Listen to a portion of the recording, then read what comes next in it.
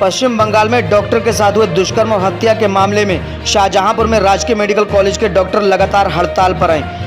यहां डॉक्टरों ने ओपीडी सेवाएं बंद करके अनिश्चितकालीन धरना प्रदर्शन शुरू कर दिया है। इस दौरान डॉक्टर ने सरकार की नीति के खिलाफ प्रतीक जलाकर अपना विरोध प्रकट किया। डॉक्टरों ने सरकार से सेंट्रल प्रोटेक्शन एक्ट लागू करने की मांग की है। राजकीय मेडिकल कॉलेज में पिछले 3 दिनों से सभी ओपीडी सेवाएं ठप चल रही हैं, क्योंकि सभी डॉक्टर पिछले 3 दिनों से ओपीडी के गेट पर धरना प्रदर्शन कर रहे हैं। ये धरना प्रदर्शन पश्चिम बंगाल में महिला डॉक्टर के साथ हुए दुष्कर्म और हत्या के बाद से चल रहा है। डॉक्टर का कहना है कि जिस तरह 2 दिनों पहले भीड़ ने पश्चिम बंगाल में घटना वाले मेडिकल कॉलेज में हमला किया, उससे डॉक्टरों की सुरक्षा खतरे में है। इस दौरान डॉक्टरों ने सरकार की खराब नीतियों की प्रति जलाकर अपना विरोध प्रकट किया। डॉक्टरों की मांग है कि जल्द से जल्द सेंट्रल प्रोटेक्शन एक्ट लागू करें और डॉक्टरों की सुरक्षा की पूरी गारंटी ले सरकार।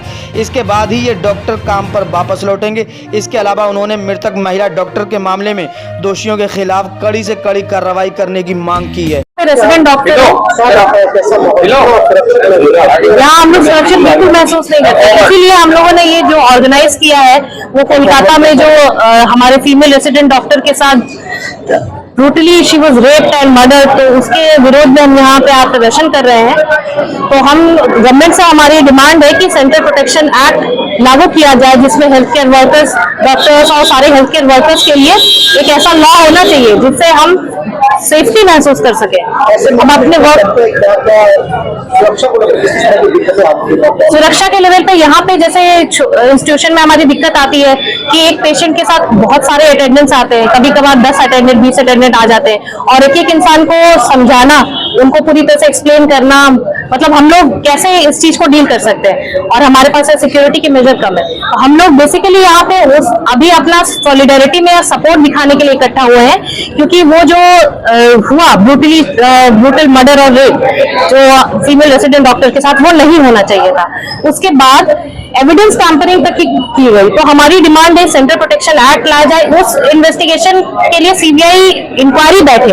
हमें प्रॉपर रिटन में चाहिए कि एविडेंस टैंपरिंग क्यों हुई, ये समझ में नहीं आ रहा है। उनको डॉक्यूमेंटेशन में देना पड़ेगा कि आखिर क्या ऐसी कारण था जिसके कारण से वो जो है एविडेंस मिटाया गया। मॉब घुसी, जब रेसिडेंट डॉक्टर्स वहां बैठे थे, पूरी की पूरी इतनी बड़ी मॉब घुस जाती है अंदर और एविडेंस मिटाने की कोशिश करती है, डॉक्टर्स पे हमला होता है, तो क्यों होता है इसका हमें रिटन में एक्सप्लेनेशन चाहिए। जब तक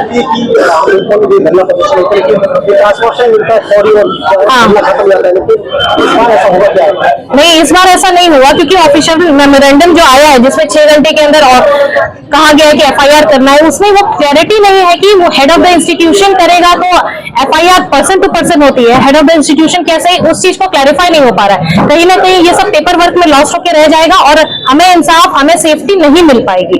तो हमारी ये डिमांड है कि ऐसी एक्ट आना चाहिए जिससे हम सचमुच में सेफ फील कर सके।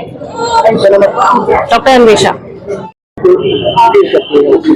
इनसिक्योरिटीज हम बहुत सारी फील करते हैं डेली बेसिस पे। कई बार ऐसा होता है कि जैसे ट्रॉमा में मेरी अभी ड्यूटी चल रही है, वहाँ पे कई बार भीड़ बहुत ज्यादा बढ़ जाती है। भीड़ का फायदा उठा के कई सामाजिक तत्व जो होते हैं वो गलत तरीके से स्पर्श करके चले जाते हैं या डॉक्टर से लड़ाई करके चले जाते हैं। एक बार को शायद मेल रेजिडेंट या मेल डॉक्टर फिर भी हैंडल कर ले, लेकिन एक फीमेल रेजिडेंट या फीमेल डॉक्टर जो वहां पर काम कर रही है वो इस तरह की चीजों को टॉलरेट कैसे करे। अगर मैं आवाज उठाऊं या मैं वहां पे लड़ाई करूं तो उसमें मेरी सेफ्टी कौन इंश्योर करेगा। इस तरीके की कई दिक्कतें हैं जो हम डॉक्टर्स और हम लड़कियां डेली बेसिस पे फील करते हैं। जब निर्भया का केस हुआ था तब हम लोग छोटे थे, आज हम लोग बड़े हो गए और स्थिति वैसी की वैसी ही है। हम लोग आज भी सेफ नहीं फील करते। तो हम चाहते हैं कि ये सिर्फ डॉक्टर्स की या किसी एक प्रोफेशन की लड़ाई नहीं है, ये सारी फीमेल्स की लड़ाइयाँ है, ये सबके लिए पर्सनल है। सब यहाँ पे जब भी कोई इस तरीके का इंसिडेंस होता है, हर फीमेल, हर लड़की इतना भावुक इसलिए होती है क्योंकि वो जानती है कि कहीं ना कहीं वो भी उस जगह पर हो सकती थी। सिर्फ हम इस समय देखा जाए तो हम सिर्फ किस्मत के भरोसे, अगर हमारी किस्मत अच्छी है तो हम बच जाएंगे। जिस दिन हमारी किस्मत खराब हुई, हमारे साथ भी ऐसी घटना कहीं पे भी हो सकती है, हमारे पड़ोस में हो सकती है, हमारी वर्क प्लेस पे हो सकती है, शायद हमारे घरों में भी हो सकती है। तो हम चाहते हैं कि हमारे लिए कुछ ऐसे कदम उठाए जाए जिससे कि हमारे ये जो स्थिति है, ये जो हमारी परिस्थिति है, इसमें थोड़ा सुधार आ सके।